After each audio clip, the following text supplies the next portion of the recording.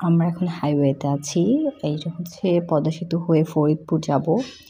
সেটা হচ্ছে আমার শ্বশুরবাড়ি। আমার বিয়ের অনেক মাস পর হচ্ছে আমি আমার শ্বশুরবাড়ি যাচ্ছি।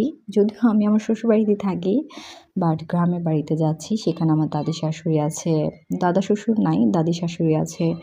দেন আমার ৭ জন শ্বশুর আছে। আমার শ্বশুররা হচ্ছে ৭ ভাই। তার মধ্যে আমার বাকি ৬ চাচারা বা শ্বশুরাই আছে। তো সবার সাথে মিট হবে লম্বা সময় পর। আমি অ্যাজ এ ওয়াইফ সেখানে যাচ্ছি।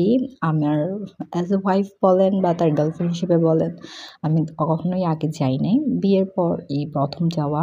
আর আমাদের প্রত্যেকটা জার্নি যেহেতু সম্পূর্ণ প্ল্যান প্রিপারেশন ছাড়া হয়, আমাদের এইটাও হচ্ছে সম্পূর্ণ প্ল্যান প্রিপারেশন ছাড়া। যদিও একটু নার্ভাস লাগতেছে, বাট আমি তারপরেও খুবই এক্সাইটেড সবার সাথে মিট করার জন্য।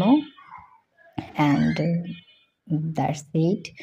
দেখা যাক সামনে কী হয়। আশা করি সবাই আমাকে খুব গ্রেটফুলি ভাবে রিসিভ করবে আর আমি সবার সাথে আমার পেজটা দিয়ে আসতে পারবো। That's it. And I am so happy. Thank you for everything. Thank you so much. Allah.